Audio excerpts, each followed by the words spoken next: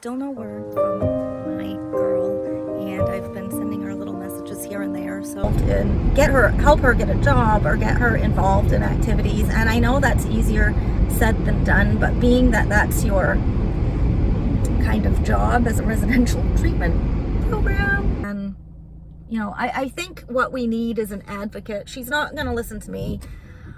I've been the only true advocate. I mean, her dad to an extent, but I'm the one that's always coming up with ideas and looking for resources, and she needs somebody to fight for her. I don't know if this would be hospitalization number 14, 15 or something, but you think you get used to it, but you just don't.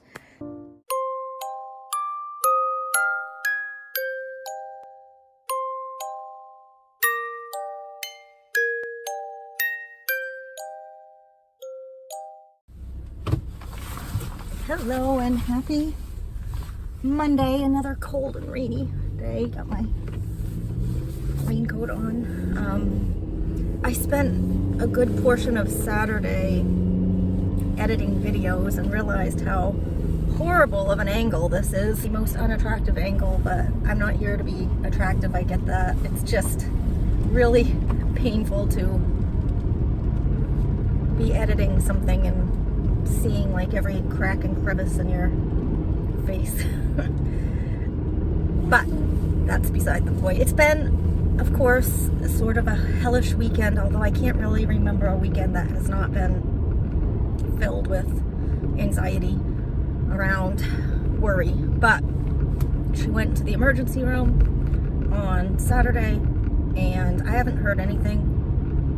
And for anybody that may ever listen to this and this is their first go at hospitalization, just know that it is very typical not to hear anything.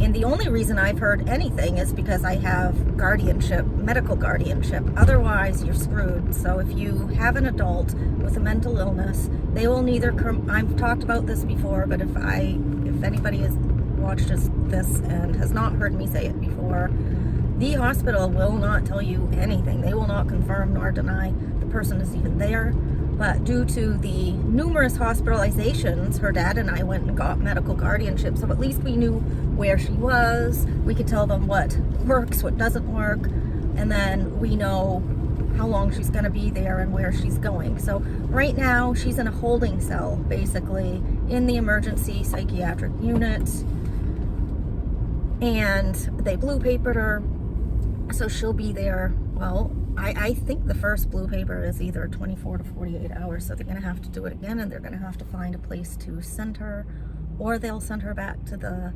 residential home, but I can't imagine that's going to happen. I mean, her hospital stays are at least 2 months, so yeah, long weekend, sucks, can't enjoy it, of course. Nothing like what her weekend is. Hers is absolute hell. These poor kids, people, adults, it's awful. I mean, it is an awful, awful, awful way of life. It's got to be scary in a freaking padded, disgusting cell where your bed is in the middle of literally like a cell. It's like a jail cell. It's worse than a jail cell. I've worked at a jail and I've been in these hospitals, and it's awful. It's like a little mattress and they give you a blanket or whatever, but you can't have anything because you're in the psychiatric unit, so everything is, of course, buckled to the ground or whatever, and you've got people watching you the whole time. So they're just watching you, talking to you once in a while, and filling you with meds. So it's awful. I mean, it's like an American horror show. It's awful. But then it's like, well, it's that, or you're walking the streets and somebody could completely take advantage of you, or you could harm yourself, or lots of bad things have happened in that case scenario. So weekends suck because you feel guilty doing anything fun, or I can't really allow myself to enjoy myself too much because it's always on my mind, and I feel guilty. I feel like I should be where she's at, and I wish we could trade places, but you can't. And I guess the best thing you can do is try to just go on the best you can. And I guess it's easier for me to say now after so many times of going through it, but for anybody that's going through it the first time, second time, whatever, it's not like it really gets easier. I just think you get immune, because you can do one of two things, right? You can go on with your life, or you can wallow and in your misery, and that's not going to help them at all. So yeah, okay, I'm at work. I had something else I want to talk about, but I'll chime in later and talk about that. So yeah, happy Monday. Hello, I just ate lunch, so I'm trying to do a quick video on my way back. I didn't hear from the hospital, so I knew they were blue papering her for like 48 hours, but I didn't know what the next step was. This is typical. You will find anybody who's dealt with this system, they don't typically, well, I have medical guardianship, which is the only reason they would call me. So you'll find you have to do all the calling, which is whatever. It is what it is. I called, of course, put on hold until somebody could come to the phone. And let's keep in mind, here's another thing. It is because of COVID and the vaccine, they're mandating the vaccine, and so we are completely short-staffed, or hospitals are short-staffed. I mean, there's already too many patients and not enough healthcare workers, and then you add this mandated vaccine, and some of them don't want to get it, so they're out. So not that there's any good time to be in the hospital, but this is not good. So that aside, they are keeping her, they're looking for a placement, so it can be one of 4 places for her to stay longer term. They obviously agree she needs to stay there longer. I asked how she was, and they said, you know, she was conversing, but it wasn't making sense. So, but she was eating lunch, so it appears she's really probably not doing much better. So the next call I'm waiting for is when they find a bed for her. And again, I may or may not get a call when that happens, and I have to be realistic about that. I have to choose my battles. So when this first happened, I used to get very frustrated with every little thing because the system sucks. But now you learn to work with the system. You learn what they will and won't do. You learn not to get yourself too upset, because what's really important is that they are getting the care they need. So I'd rather them be caring for her than making phone calls to all the parents or whatever it may be. I just have to put it in perspective, and I'll call when I feel like I'm ready to know, and gotta let go of some of the stuff, some of the smaller stuff. And that brings me to something else I wanted to talk about, which is families' reaction to what's going on, or other people's reaction. So as a mom, of course, when she's hospitalized, I'm on screech mode, or not panic mode by any means, but I want to know what's going on at all times, or my mind is constantly wondering, and I find it hard to go enjoy myself, or, you know, I actually did go watch the football game. That was the only thing I did this weekend, and there's always that pang of guilt. I've talked about it before. It's something I think we need to get over, but easier said than done. And so other people's reaction to it. So because she's been hospitalized so often, I think people have become, you know, people have become sort of immune to it, or I don't really expect a reaction anymore from most people. What I do find myself getting upset with, or I found myself getting upset with, or lately, is her dad's response to it. And I want to say right now, I don't have ill words to say about him, and this is not about him, this is about my reaction to him. The way I think he should react versus the way he's reacting. And I want to say, not to judge the other parent or whoever it might be. Don't judge their reaction, because we don't really know what they're going through. For him, she's an adult. This has happened so many times, and she's inducing it herself by ingesting a lot of marijuana. So he has kind of let go of things, and when I tried to call him to tell him that she was being admitted to the emergency room on Saturday, I couldn't get through. His phone went straight to voicemail, and I was annoyed, because I think, you're the parent, and why do you not have your phone on when you know your child is in crisis? But in his mind, he's got other kids, he's got a life, and he's probably thinking, what good is it gonna do? I think he's responding to this opposite of me. So I tend to maybe over control things, because I feel so out of control, and he knows he can't control things, and I think he just lets it go. But he couldn't answer his phone because he was out of range or something. He had gone fishing. He sent me pictures of him catching fish. He posted pictures of going fishing, and I could feel myself feeling not like pissed, but just irritated. How dare you go fishing when our daughter is in crisis? But come on, she's in crisis so often, I've got to let go of that. So holding resentment or anger, it's just not a wise decision, because it's already hard enough. Don't let yourself get angry at other people. Let that go. I have to let that go.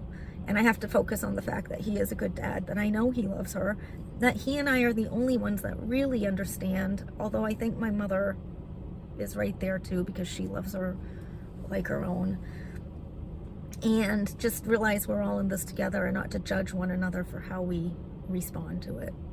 So that's my lesson for today, is try not to judge others for their responses, and just focus on yourself and what you can control and what you can't control, and try to go on with your day as best as you can, even though you know they are in crisis.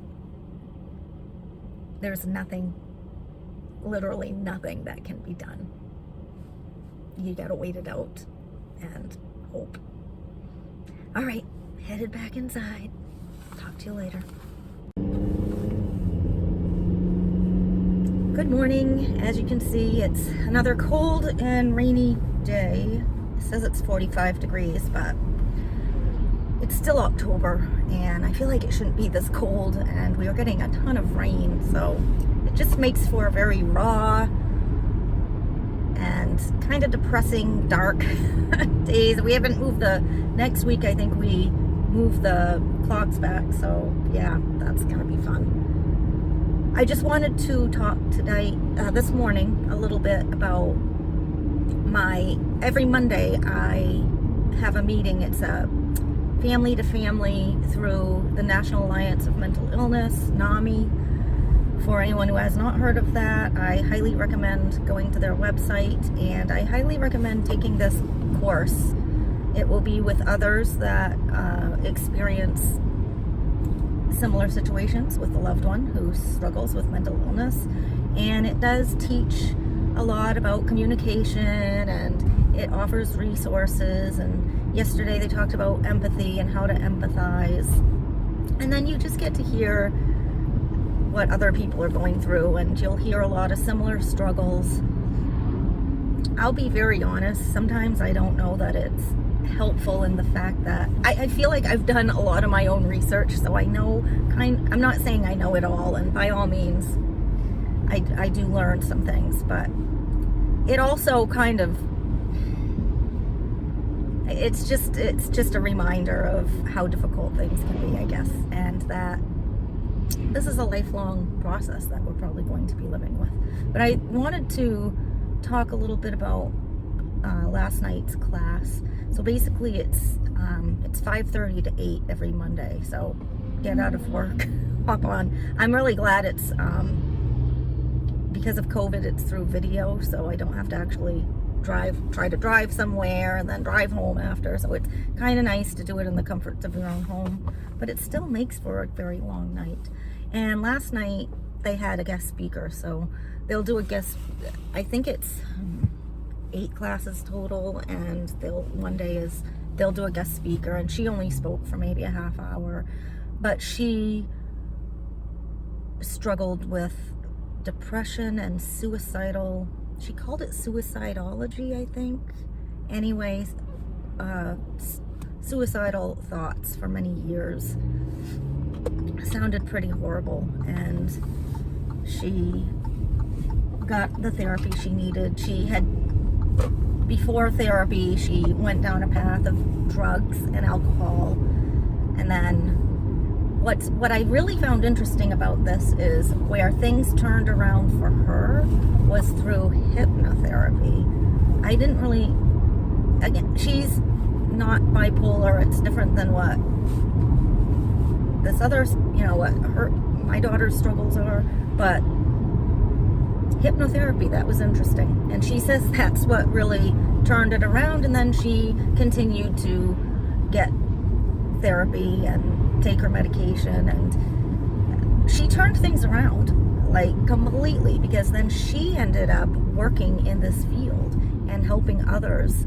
So she worked in a psychiatric unit, and she did the ACT team, which is, I've talked about before, trying to get involved with, and she's done a lot of volunteering, and she's just worked in this area ever since. It's like this became her calling. And it's funny because it's always what I think about for, like, oh, she's going through this so she can help others, and I believe it wholeheartedly. And this woman has done a lot to help others, and she did talk about noticing when she was working in this field that so many parents and families cut their loved one off who has mental illness, which I've seen personally. I think it makes sense because the person with mental illness pushes these people away, including myself. It's just I'm too stubborn to go anywhere. And that's a very common theme, is that these people end up alone, and I think that's why they don't get the services that they need. They need an advocate. They need us to intervene. They are not capable of making choices for themselves that are helpful. So, person took my parking spot.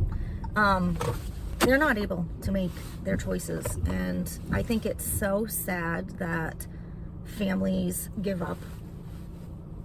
Parents, I don't know how parents do it, but I see where my ex-husband has sort of done that, so I guess it does make some sense. And believe me, I have thought about it. I've thought, well, maybe I'm not helping her, maybe I'm